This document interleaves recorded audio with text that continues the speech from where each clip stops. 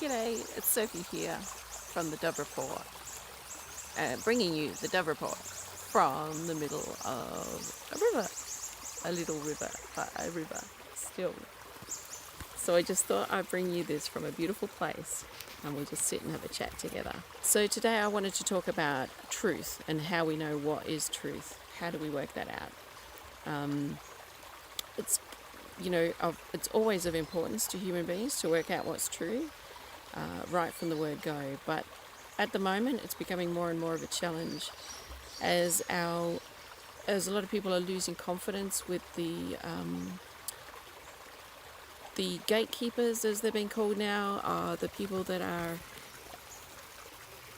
like every culture has people that become the focal point of a source of knowledge, and they become the ones that are trusted and respected, and they're given a process to work out what is safe for the community, and then so then we get our authorities. That's how we get our authorities. So we're going through a phase at the moment of that changing, and a lot of people are feeling the sense that our media outlets are no longer trustworthy or safe to be relied upon to be the source of news. And so we've got this phenomena of people looking at other sources and trying to work it out for themselves. And so then we've still got to work that out, or maybe that's the point, is that it's much more on us to work that out. So I just thought I'd have a little talk about how we do that, and just to think through what are the devices that we use to do that. So I like to think of the model of the head, the heart and the gut, and that's been something that I've been fascinated with for some time, because I became aware in my journey of trying to understand what was true on deep levels, that I found that some people seem to know a kind of truth that was true in the realm of the mind, and other people seem to know things that were true that were in the realm of what you'd call the heart, and other people seem to be very connected to a way of discerning truth that comes from the gut. And so I became fascinated with the idea that our job to know deeper truth and to know what I would call wisdom, which is kind of like an integration of all your ways of understanding what is true, that's kind of our job to come into wholeness, is to understand that these different parts of ourselves understand different parts of reality, and that they're all valid, and that there needs to be a proper connection between them, and an acceptance in ourselves, so that if we're kind of an intellectual type of person that is always loves to see things in terms of ideas, that to the importance of us accepting our feeling part of ourselves, our emotional part of ourselves, and to not just pretend it doesn't exist. Stuff like that.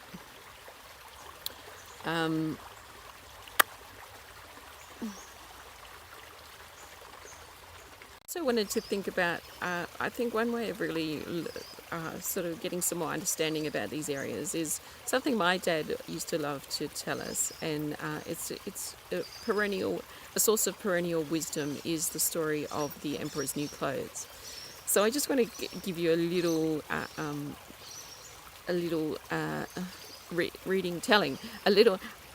try that again.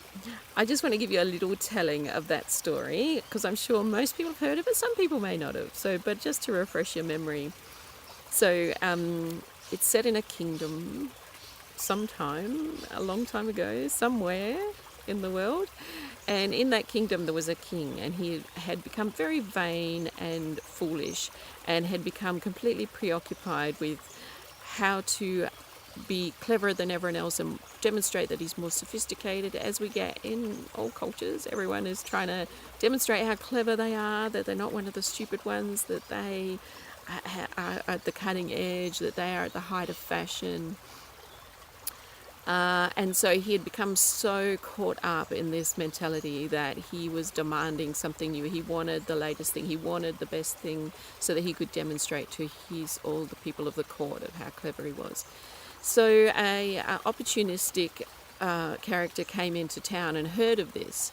And so he decided that this was a good opportunity for something that he thought was pretty clever. So he went to the king, to the court, and he bowed down, and he bowed and scraped and did all his played the role of making the king feel important. And then he went on to say that he'd come from a foreign land, and that in his box that he brought with him, he had the most sophisticated material. No.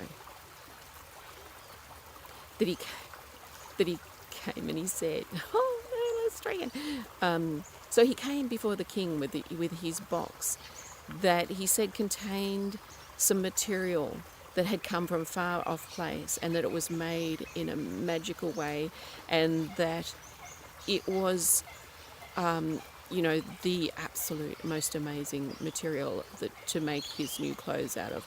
And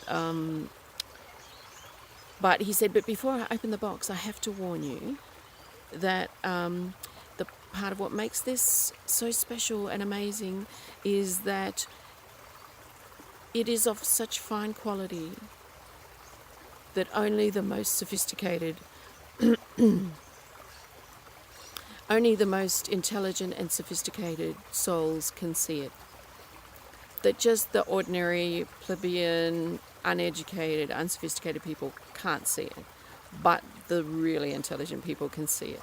And so, of course, it unfolds that he brings out nothing draped over his hand, and the king automatically went, yeah, I can see it. And then so there began a whole story of how they made up his clothes out of this material.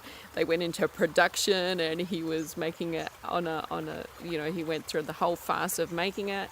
They made clothes for the emperor. And so then, of course, there's this process of everyone in the court coming in and going, oh, yeah, wow, that's amazing, and everyone's oohing and ahhing, and everyone wants to demonstrate how clever they are and that they can see it. Until the king is dressed in his new clothes, and he goes out for a parade on the streets, and everyone in town knows the emperor's got these new clothes, and the only really clever, sophisticated people can see it. So, of course, everyone's going, wow, isn't that amazing? And except for a little kid who's pulling on his mum's dress and saying, why is the king walking through the street naked?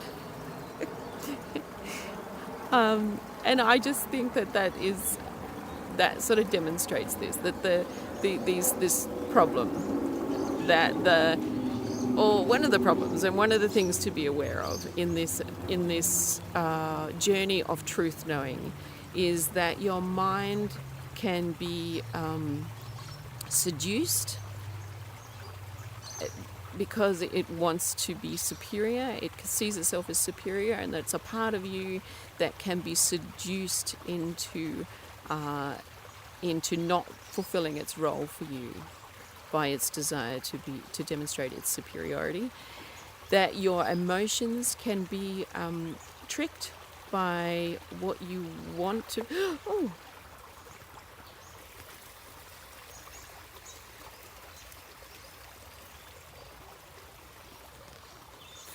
I think it's a rat. Little water rat come up and say hello. I think maybe I frightened him as much as he frightened me. I think he's just over there. I can see the... Oh, look, there he goes. Oh, that's beautiful. Yes. So this to me was a really important lesson. Part of my journey has been in trying to understand what happens when we get seduced into cult type situations. And I'd like to talk more about that because I think it's really important to understand. But one of the most important things, one of the crucial things that goes on when you enter into a cult mentality is that you are taught to not listen to that child part of you that says, why is the king walking around naked? Because Because there's a part of you, that deep child part of you is like your truth knower. It's something that you don't want it to be steering the ship, but you want to make sure you are not discrediting it and just humiliating that part of you, or allowing it to be humiliated into silence by whatever belief system you're connected to. That it's just really important to listen to your truth knower. That's that little child that kind of just sees things as they are, that isn't caught up in the whole picture of God. And then that's going to distort your picture of everything. So coming into wholeness, I think, is got to do with coming into maturity, and that there's lots of things that get in the way of us coming into wholeness that arrests our true spiritual maturity. And that's what I'm interested in, yeah, how we come into that wholeness. Yeah, okay. That's all for this week. I'll see you next week. God bless.